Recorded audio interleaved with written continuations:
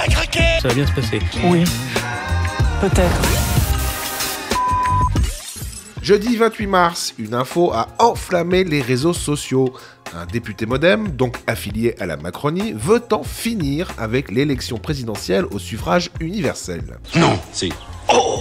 Alors, qu'est-ce que c'est que cette histoire? Eh bien, le député MoDem Erwan Balanant a effectivement déposé un amendement visant à modifier l'élection présidentielle. Il a même abordé le sujet en commission des lois. Moi, je souhaite revenir sur l'élection du président de la République. Voilà. Je souhaite que nous ayons une élection du président de la République qui ne soit pas au scrutin universel direct, mais au scrutin universel indirect, avec un collège à définir, sans doute pas le même collège qu'il y a quelques années en 62, mais c'est un débat que nous devons avoir pour que nos institutions se retrouvent leur Merci, équilibre. monsieur Balanant. Non, moi je crois qu'il faut que vous arrêtiez d'essayer de dire des trucs.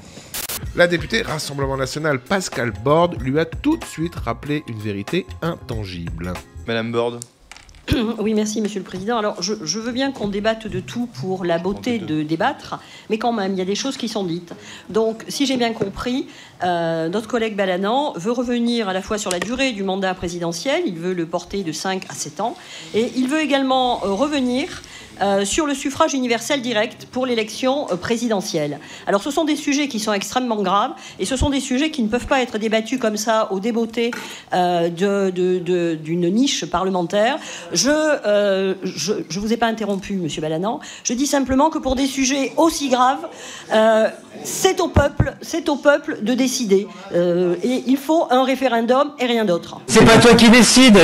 Au final, l'amendement a été rejeté, mais ce n'est pas la première fois que certains émettent l'idée de toucher à la fonction présidentielle. Richard Ferrand, l'ancien président de l'Assemblée nationale, avait laissé entendre dans une interview accordée au Figaro qu'il serait personnellement favorable à ce que le président puisse faire plus de 2 mandats d'affilée. C'est une blague?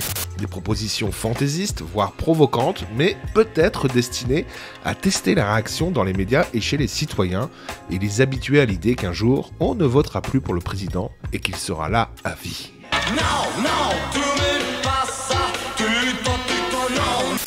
Pendant que je vous tiens, le top des humiliations de Macron en 2023 est arrivé. Je vous le conseille fortement, ça fait du bien.